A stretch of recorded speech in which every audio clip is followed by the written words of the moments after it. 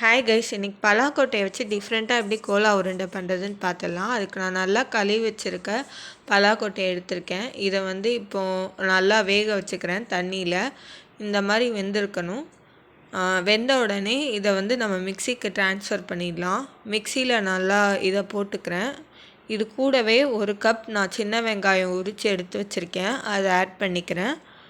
இப்போ கொஞ்சமாக கருவேப்பிலை ஆட் பண்ணிக்கிறேன். இப்போது இது கூடவே கொஞ்சோண்டு சீரகமும் 4 பச்சை மிளகாவும் எடுத்திருக்கேன். நீங்கள் காரம் நிறைய வேணும்னா இன்னும் ஒன்று கூட ஆட் பண்ணிக்கலாம். இது கூட தேவையான அளவுக்கு உப்பு சேர்த்துருக்கேன். இப்போ இது எல்லாத்தையும் நல்லா அரைச்சி ஒரு தட்டில் வச்சுக்கலாம். இந்த மாதிரி அரைச்சி எடுத்து வச்சுக்கோங்க. இப்போ இது கூட மாவெல்லாம் ஆட் பண்ணிடலாம். பச்சரிசி மாவு எடுத்திருக்கேன், அப்புறம் கடலை மாவு எடுத்திருக்கேன். அது ஒரு 1/4 கப் போல் ஆட் பண்ணிவிட்டு, ஒரு ஸ்பூன் வத்தல் தூள், கொஞ்சமாக மஞ்சள் தூள், பெருங்காயத்தூள் ஆட் பண்ணியிருக்கேன். இப்போ இதெல்லாம் சேர்த்து நல்லா பிணைஞ்சிக்கிறேன்.